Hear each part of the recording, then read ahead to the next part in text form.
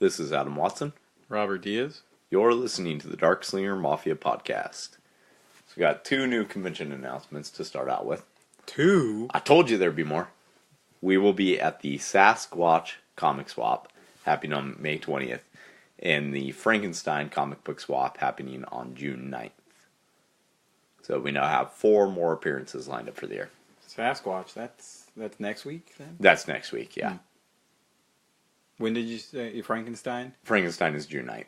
And I have other helpers lined up because I'm fully aware that this is a blackout month for you. So Yeah. But if you want me to look for, like Lucifer's and the cheap bins, I will. Look for anything good. Did you know that show got canceled? Did it? Yeah. Yeah, the season's apparently going to be the last season. Fox canceled a bunch of their shows. Like the one that's currently running? Yeah. Oh, that's fucked up. Fox sucks. They always cancel shit. I know. But I had heard, I don't know if it's true or not, but I'd heard that they preempted a bunch of them because, I think it's called preempting anyway. No, preempting is when they don't show the episode that they planned. Okay, anyway, I heard that they had got the rights to Monday or Tuesday night or whatever football. I don't watch sports, so I'm not sure which one it is. But anyway, they got the rights to that, and so they had to cancel some of their shows to make way for the schedule of football. That's fucked. Yes, it is. But it was who knows? heading in a good direction. There's so much of this day and age, like a show gets canceled and then Netflix picks it up or Hulu picks it up. I wouldn't be surprised if it got picked up by something else. A lot of people seem to really like it. Yeah, but I would think that Fox still holds some rights to it. They hold rights to it, but they held rights to Arrested Development too, and Netflix is doing that. Yeah, and look at how long it took for that to come back.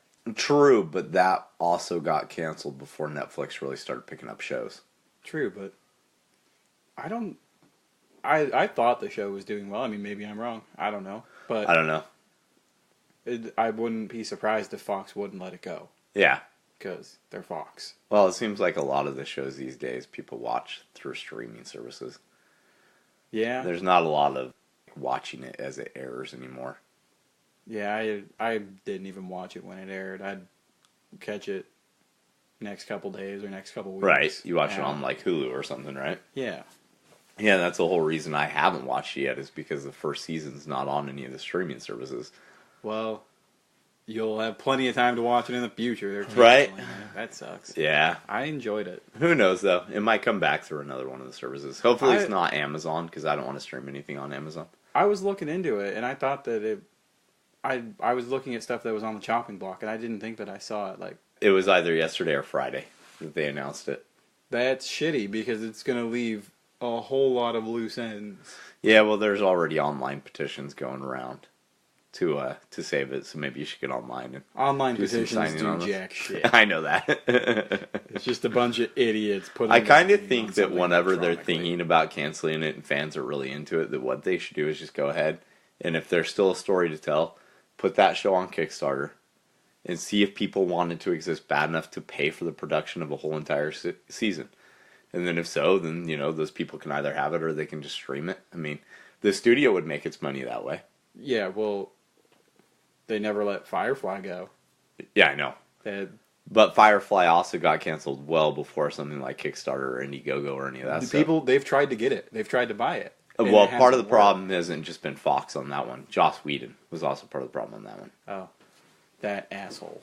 Yeah, Fox had always stated... I'm not too huge in that show. It was good. They stated many times that if Firefly came back, it could only come back if Joss Whedon was helming it. And he's been off and on wanting to actually bring it back because one season in a movie made it so gigantic that he kind of just wants to let it stand with that. Which I can get. That's kind of cool. And also, that dude has... And spoiler alert if you've never watched Serenity, but half the friggin' characters die in that. So would it even be the same show if they brought it back if it takes place after the movie? It would have to some degree because the guy who played Bishop, is it Bishop? The preacher guy? Yeah, I think he died in real life, so they'd either have to recast that character or just do around that entirely. Well, I don't really care if they bring that show back or not. Yeah, I really like the show, but I'm honestly fine with the one season in the movie that exists of it. That's perfectly fine. I've actually read the comics for that. I like the comics. Now I kind of want to watch it again. It's been a while. It's a good show, and it's got good rewatchability. Yeah. But yeah, there's like a full 13 episodes plus a movie. That's quite a bit of content, really and truly.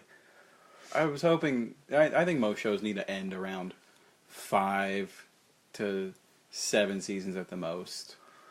I don't disagree with that. I hate things that run on forever. Oh, it's the 12th, 15th season. Yeah, go fuck yourself. Yeah. I don't have that much time. Yeah, there is that. I can see sitcoms being different. Just because it's like, it's funny, and as long as they stay funny, so what, But The Simpsons, that one's gone on far too long. Oh, God. That one, it'll never end as long if Matt Groening has his way. Well, he tried to end it years ago, and they wouldn't let him. I feel like he wants it to keep going. I don't think he wanted Futurama to end. He didn't. Even for the second time. And when they ended Futurama the first time, he tried to end Simpsons along with it. But Fox is like, no, you can't, because it's our show, not yours. So, also, it's graining, not groaning. Yeah, I don't care. I like Futurama better anyway. Oh, I do too. I love, like, the first 6 or 7 seasons of Simpsons. And I actually thought the movie was really good, but... There's so many that... There's so many that are shit at this point. Like, way too many. Yeah, they have how many? Like, 500 episodes? More than that? Maybe? Yeah. So, I don't know. Something insane. So they're going for, like, 20 years? The Christmas special appeared when I was, like, 5 or 6, 7? Like, 1985 through 7, somewhere in there. And before that, they appeared on the Tracy Ullman Show as skits, and so it's been around for friggin' ever. Yeah. I haven't seen all of the Treehouse of Horrors, but growing up, those were my favorite Simpsons. Those are still my favorites. It's always funny. Yeah, I love the Treehouse of Horrors, and I really like their Christmas episodes. I haven't seen many of those. When I was a kid, a neighbor lady, who we always used to go visit, she's like this crazy cat lady. She had 52 cats. Throwing them at you? No, she wasn't that type. Not the Simpsons type. But she did have just like this massive amount, though. There were seriously 52 cats that lived on her property. But she had gone to school with Matt when they were kids in high school and had a yearbook that had a bunch of his drawings from back then in there. I wanted that thing so bad, but it was her yearbook, so she wouldn't give it to me. That's pretty cool, though. It was, yeah, because you got to see. I guess it was what would become Life in Hell, the comic strip, and then Life in Hell became The Simpsons, And she turned into the character that he made. Yeah. She surprisingly had a very nice smelling house for having that many cats, but not all the cats lived in her house, though, too. She actually had a pole barn that was decked out with furniture and carpeted and all the stuff that the majority of the cats lived in. Yeah. You'll get there one day. I hope not. So anyway, back to, the cons. So, have now lined up the Sasquatch Comic Swap, the Frankenstein Comic Swap, the Rustorama Show, and Author Days at the Hillsborough Public Library. And just finished up Free Comic Book Day. So how'd that go? It was only 2-hour signing, and I had fun, and I think it would have went really well if I'd had a voice. But Unfortunately, I lost my voice the night before I was doing the signing, didn't regain it until the Tuesday after. During the signing was the lowest point of not having a voice, or the highest point, I guess, depending on which way you want to look at it. In any case, it was the day that I had the least amount of a voice. So the people who were trying to talk to me, I'm... and they're just looking at me like I'm some insane guy. Levon had gone and tagged along with me, and he did his best to try to talk to people. The signings don't quite work like cons do. When you're doing the signing, They really want to talk directly to you, and that couldn't really happen. He went around and interviewed all the creators that were there. He did something that you and Elias are never willing to do when we're at shows. So, why would I want to interview them? I don't know. Maybe because you're a part of this podcast. Nah. You can do that. In any case, he took care of that. He went around and did some short interviews. So on last week's podcast, I think we had about 15 minutes, worth of interviews that we played. Nice. So yeah, that was pretty nice. Sasquatch and Frankenstein, they're both pretty much the same exact sort of show, where it's small room. They're both at like Elks Lodges or Moose Lodges or whatever they're at, some sort of lodge. Sasquatch was a little bigger. No, if anything, Sasquatch is actually a little smaller. But Frankenstein's already small. yeah, well, in reality, they're probably the exact same size. It's one of these little places that has a bar in the middle of it, I don't know, Sasquatch might be a tiny bit bigger, might be a tiny bit smaller. It's in a couple of different rooms. So it's kind of hard because you don't see the whole layout at once to know which one's bigger, which one's smaller. I do think there are more vendors at Frankenstein, though, but the very last Sasquatch last year ended up being our most successful show that we did in 2017. So, even if I only do like half that, I'm cool with that. Much like Frankenstein, you go there and you find a ton of cheap stuff, like tons of quarter bins, that kind of thing. Yeah.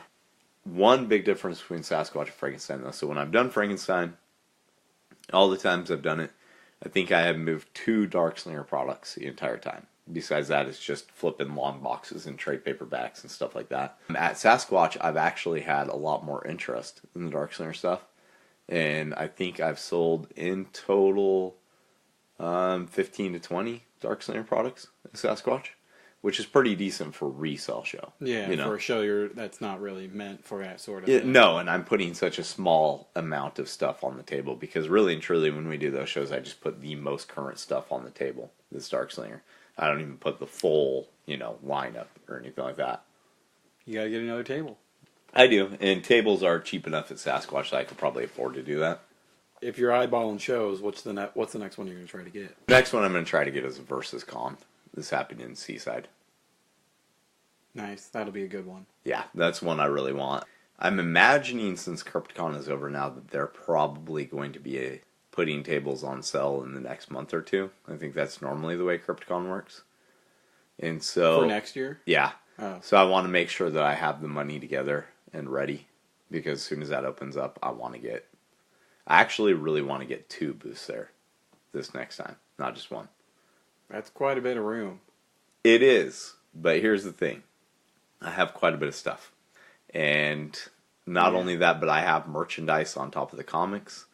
I could easily fill up, if I actually have all the merch next year that I think I will, I could easily fill up one table with just Darkslinger merch and one with Darkslinger comics and graphic novels. That'd be cool. Especially since I'm talking about kickstarting a hardcover collected edition of Chronicles of Von Helsing this year. Things like that. And then Ghost Assassin is going to go into bi-monthly ongoing status. I mean, there's going to be quite a few titles on the table.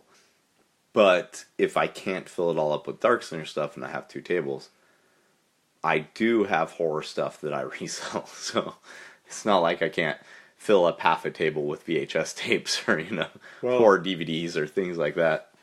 Sounds like you're going to need a bigger car. Yes. Yeah, that is definitely in the works for this year.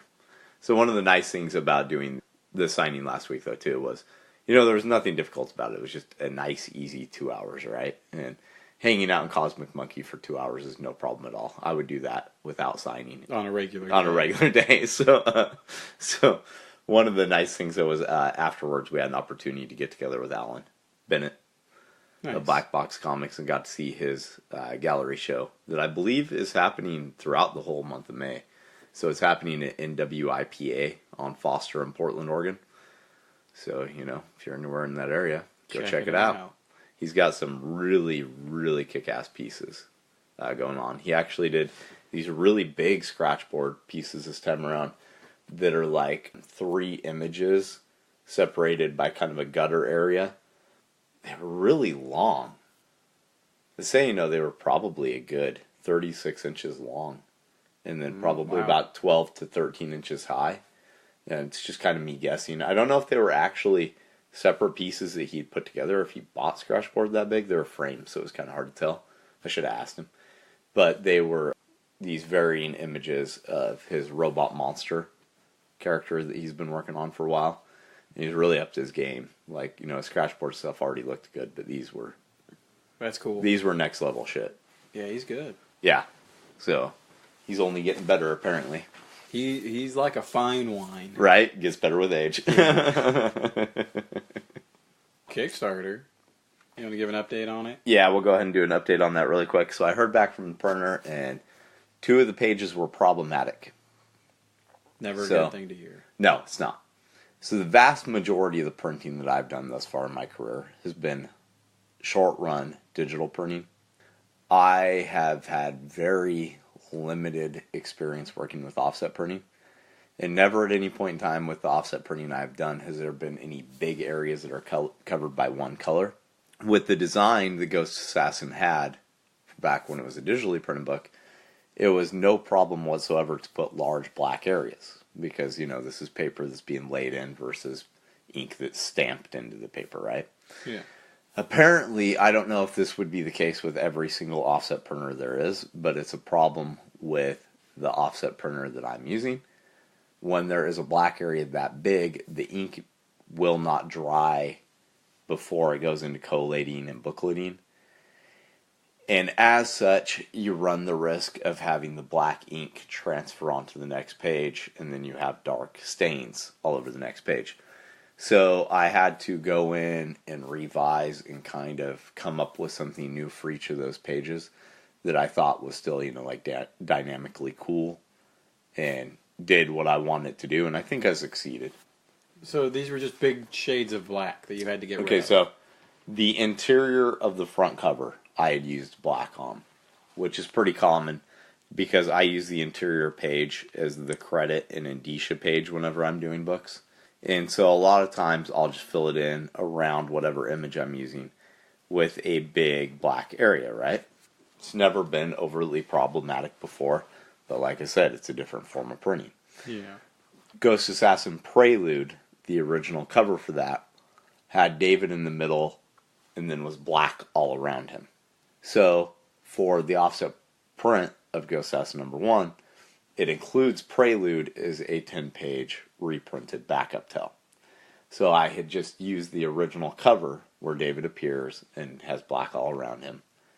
And that was those were the 2 pages that were problematic. So it was the indicia page, which wasn't that hard to design something new for. And the page that transitions to Prelude and had the credits for it, that was the cover for Ghost Assassin Prelude. So I had to change both those.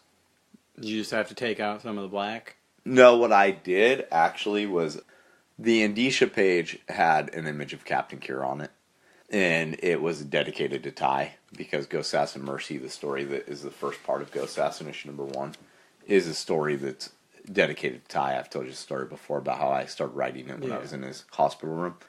I took some of the images from Captain Cure and put more of it onto the page instead of just Captain Cure. It now has some of the other images that appeared around it. And then instead of having a black background, I just let it be white.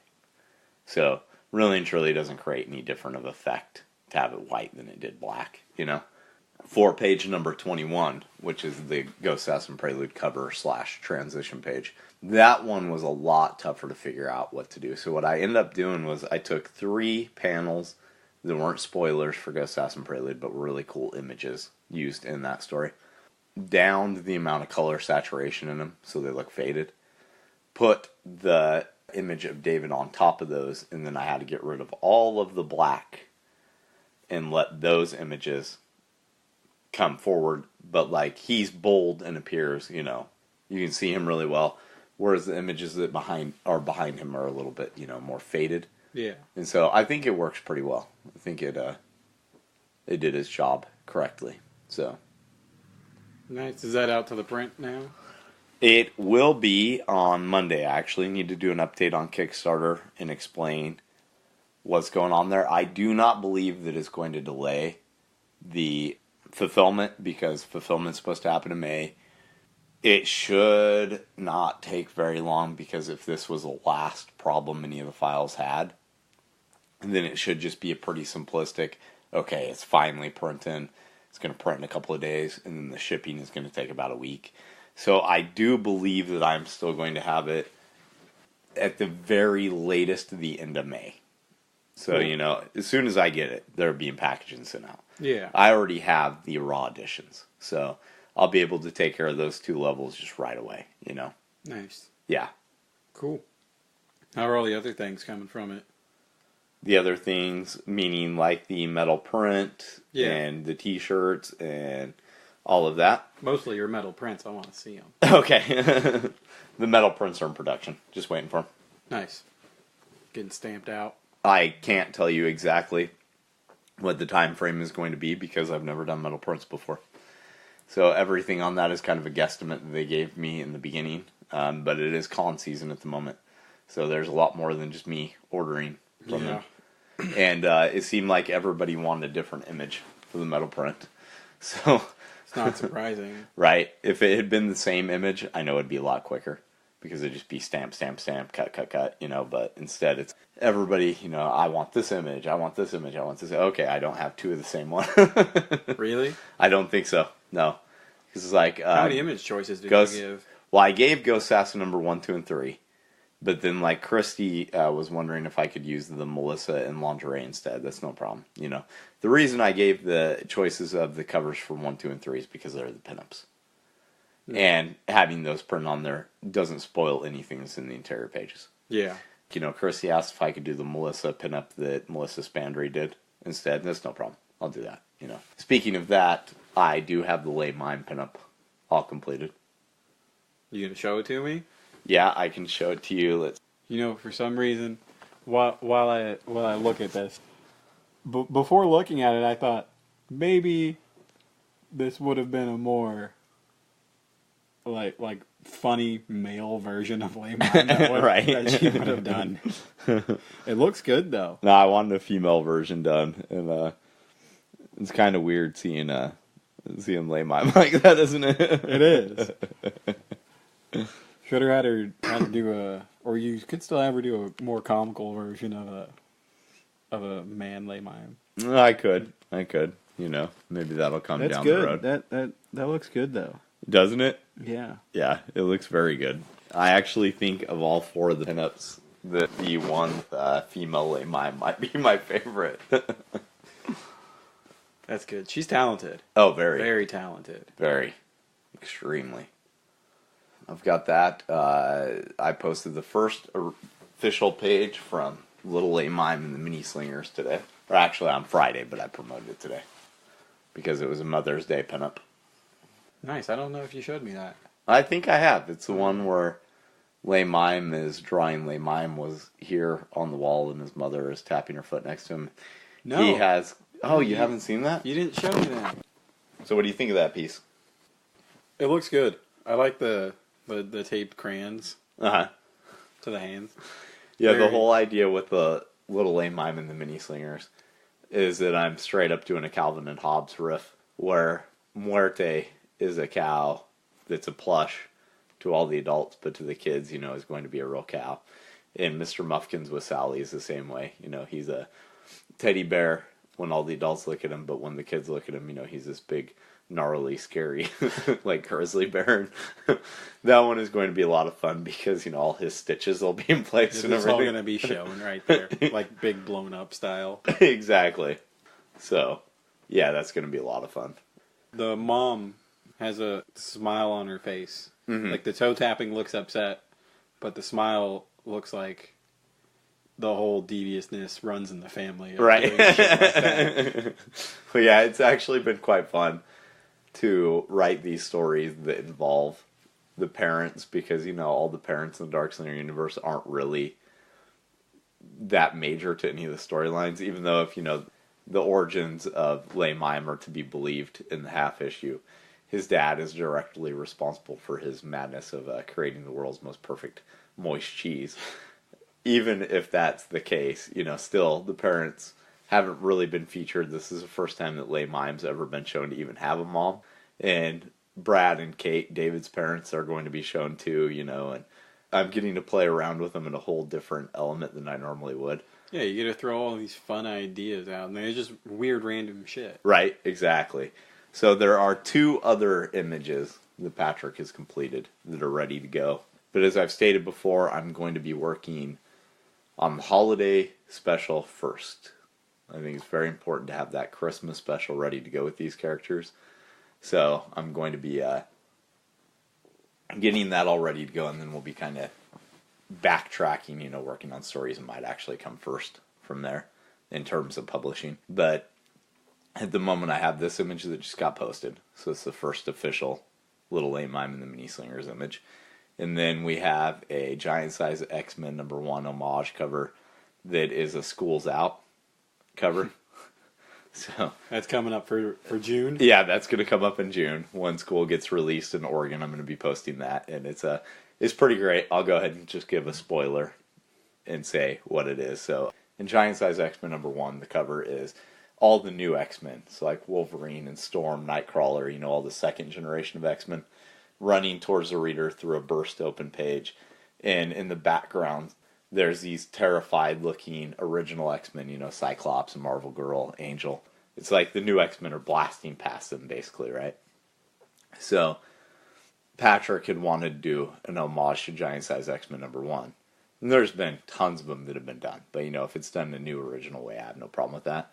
And he wanted at first to have the younger generation running towards the reader, while the main Darkslinger versions of them are up in the top, looking out as, the kid versions blasting past.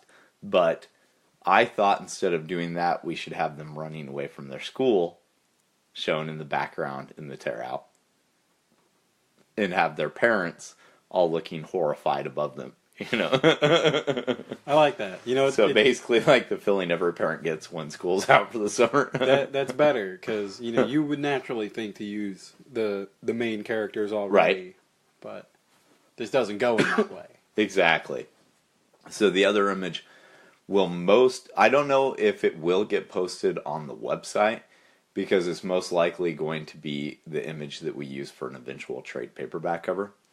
That's all of them on the playground at recess, and they're doing various things. Popper's being chased by Sally, who looks all crazy, and it's the first time that that Patrick has drawn Ezekiel as one of the mini slingers, Robert's twin brother, and Robert is squirting Ezekiel with a squirt gun, which works, because Robert uses a squirt gun since he's slaying vampires. Ezekiel is a vampire in Chronicles of Van Helsing.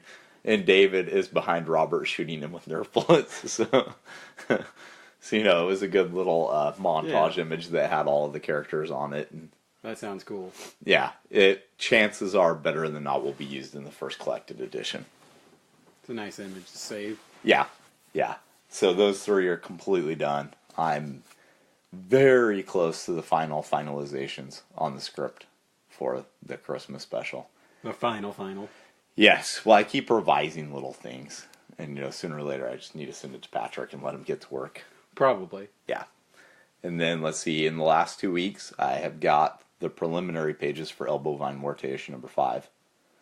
And a former Darkslinger artist has returned to the fold and is working on a El Bovine Muerte Halloween pinup. Ooh. Yeah. So I gotta say, it's kind of weird at the moment because I'm working so far in advance of anything that I've ever done at any point in my career.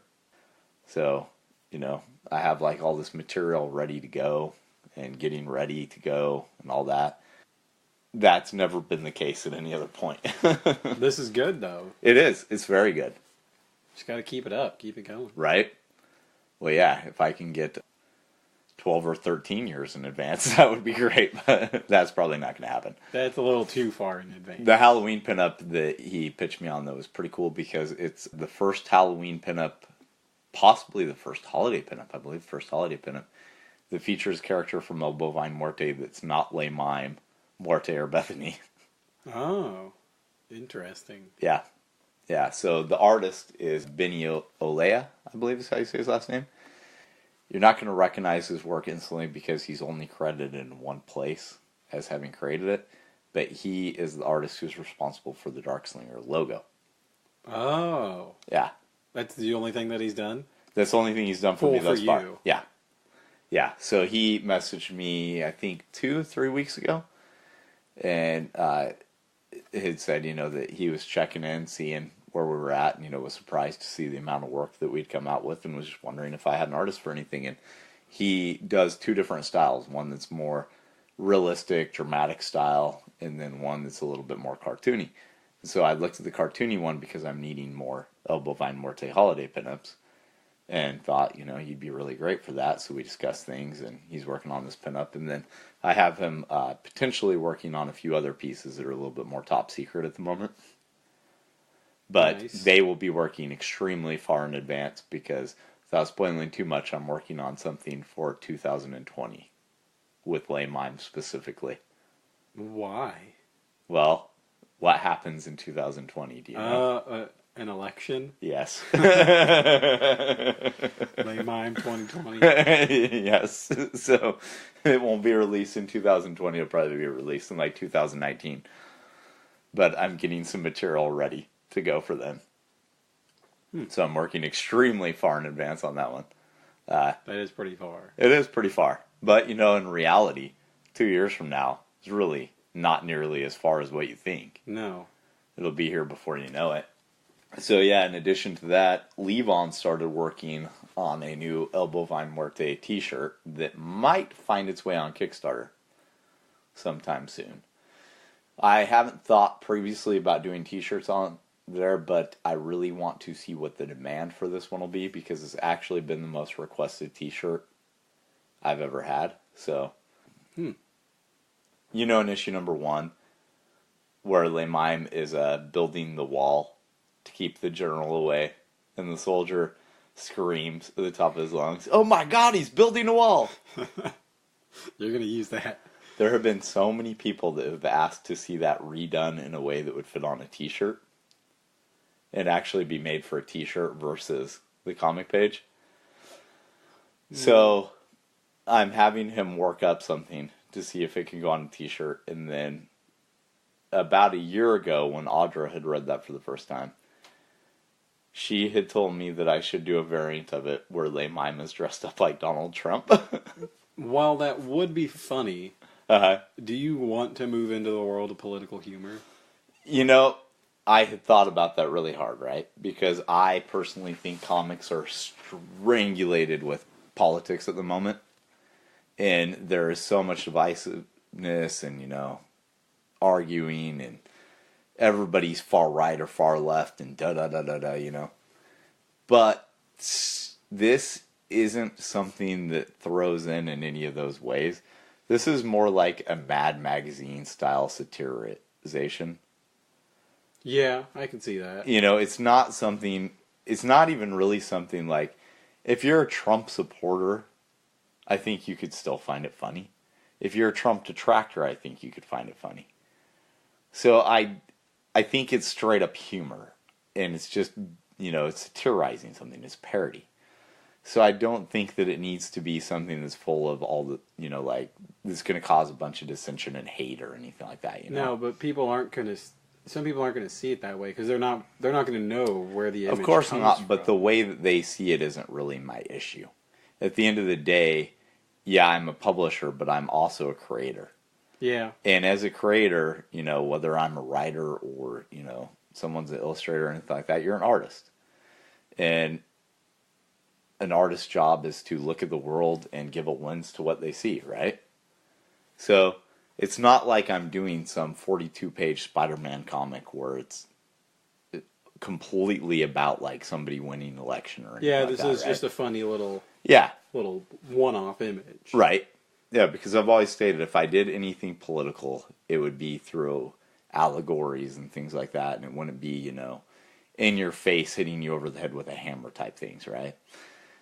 This is like, I want to do, the one is the main image, and then maybe do the other one as like a variant that's a Kickstarter exclusive shirt, and just kind of see what the response is. People will like it or they won't, And if they hate it, oh well, because Le Mime is the type of character that's okay for people to hate if they want to hate. Yeah, he doesn't really care. He does no, he doesn't care. Because and is me doing a Le Mime dressed up as Trump building a fake wall, any worse than me having him do a pro-smoking commercial? He is the perfect character that you have to do something like this. Right. Because it's the kind of shit that he does. Yeah, but I have to say, though, to your point, that I did think really long and hard over the last year about whether or not I wanted to do something that was even remotely political, just because I'm so goddamn tired of all the politics everywhere right now. I find no need for politics in my comics. I don't either. I wouldn't pick one up if it had it in it. But when I was a kid and I picked up Mad Magazine, it was some of my earliest entry points into understanding the political arena to even a small degree. And as an adult, when I look through those, I still find it funny, when they're satirizing even a president that I liked. But if it's satire and it's parody, then, yeah. Overall, I'm going to do it. In that way, it does make sense. Right. You. Yeah, it's funny. Yeah. And I don't really think that I'm making fun of anyone's political views. No, you're not making fun of. You're making a joke about it. Yeah. Yeah. So I guess it doesn't really matter what you believe, but... No, it doesn't. People that believe one way might be inclined to not like it. They might be. And there's also a reality that the right and left both may not like it. It may be moderates only that like it. And really, who cares? Right? But it's just one image. And I mean, like, how many times have South Park or Futurama or Simpsons or any of that made these type of political jokes? Those shows did. Honestly, a lot of times when you're watching them, you don't even know if they're a Democrat joke or Republican joke, if the creators are Libertarian or Greenpeace or Yeah, and when they do that, I don't even care, because really all they're doing is taking these parts that people probably wouldn't like and then making it into a joke. Right. And that's funny. And I've always also stated, like, I would do something if it was in context of what the character would do. I don't want to force what I would do onto the character, but Lay Mime in the first issue of Bovine Muerte is randomly wearing a Hugh Hefner jacket while smoking. He is tiptoeing through tulips, smelling tulips, like in an upcoming issue, he's spontaneously wearing outfits that he wasn't wearing in a panel before. I think he does that kind of stuff in the pro-smoking commercial, right? He's dressed up like David for the Ghost Assassin commercial, like him wearing outfits and miming out stuff and doing that kind of joke, that's totally in line with the character. Yeah. So. That makes sense. In any case, I'm not afraid of any of the political backlash, because if somebody gets upset about it, it's their right to get upset. But at the end of the day, they were way too goddamn sensitive if they got that upset over one image that's just a joke about a mime building a fake wall while he's dressed up like the president. You are far too fucking sensitive if that upsets your whole entire day. It would be funny if it was like panels of it and he's miming the wall. Well, he will be miming it. The way Levon's drawing it is it's like a succession of images, like showing movement. Oh, okay. Like you would see in a lot of like manga comics and things like that, where like the three background images will be, I don't want to use the word faded, but I don't actually know what the technical term is for it, where they're a lighter shade of the color, and then you have the main one in the middle who's the main color, and all four of the images are the different steps of him miming the wall. So that's funny. Yeah, see. You gonna turn his what's the term for the hat? The beret? The beret. You gonna turn that orange? Well, actually, we were going to have him wear a Trump wig that had a tag coming off it that says Trump Wigs. Oh, okay. Because I thought that was funny because he puts his name on everything. Yeah, his name's on everything. So I thought that would be really funny, right? That's good too. Yeah. But overall, I'm not worried about people getting offended by my work. My work is offensive. That's just a fact. Yeah, you look at some of your other stuff, and there's plenty of people that would find it offensive. Yeah, like Ghost Assassin #1. He is being hired to humanely put down a cancer patient so that her son doesn't have to see her suffer from cancer anymore. There is an element of offensiveness to that. Yeah. But my job as creator is to create what I think belongs out there and what I want to do. And my job is not to make sure that someone is not offended by my work. There's always going to be someone offended. There will always be someone offended by anything. And that person's an asshole. And they're offended by you saying that. Good. Yeah, I'm not an easily offended person. You know that about me. Yeah. But I don't understand this culture where people think you shouldn't be allowed to do something because they personally find it offensive. Yeah, then you're just silencing everybody. Right? Yeah. And I'm a big, big believer in freedom of speech. So. Yeah, big believer in offending people. Yeah, if something offends me, I don't fucking buy it. Yeah, it's pretty simple. There have been very, very few things that have offended me, but there are a few of my comic creator friends who have created, okay, one of my comic creator friends that created something that I found truly offensive. I didn't buy it. He forced it on me. He came by my table and left it on my table, and I'm like, I'm not going to read this. Even I find this offensive. Well, that's good. I want you to have it because it offends you. I'm like, God damn it, I don't want it. That's weird. So, yeah, well. But I mean, that's also kind of almost in a friend joke sort of way. Yeah, it kind of came across that way. But, you know, like, when he showed it to me, I'm like, dude, why would anybody buy, why did you create this? But he saw a reason for it to exist, so he created it, you know? Whatever, I guess. Right? Everybody has their own view. And I found it offensive. I wasn't going to pay it for it, you know, because it offended me in the wrong way. But better to be offended in the right way. Yeah. Well, there is a certain amount of offense you can take that is in the right way, you know? Something that attacks your sensibilities but actually makes you think in a new and different way. And good then there's a whole... Yeah, it can create a good conversation. I mean, like, a lot of good discussion starts from being offended, right?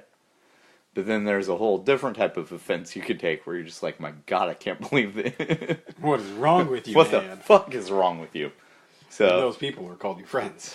Right? What the hell else do you got going on? Well, getting the pages back, or not the pages, but the prelims back for EBM number 5, that was pretty huge. I just got some prelims back for Ghost Assassin. How far in advance do you have that one rolling? As I was printing up the raw editions, that there was room for a little bit more material in number 7. And I had this short story, this short little 7-page story, or number 3, I meant. I'd had this 7-page little short story written out for quite a while for Ghost Assassin. I just didn't know where it fit yet. And it seemed like the most logical place to put it was actually in issue number 3. So I do wish that it had been done in time to put it in with the raw editions. It will see print in the actual physical editions. So Joel got me the prelims this week. His prelims are incredibly detailed.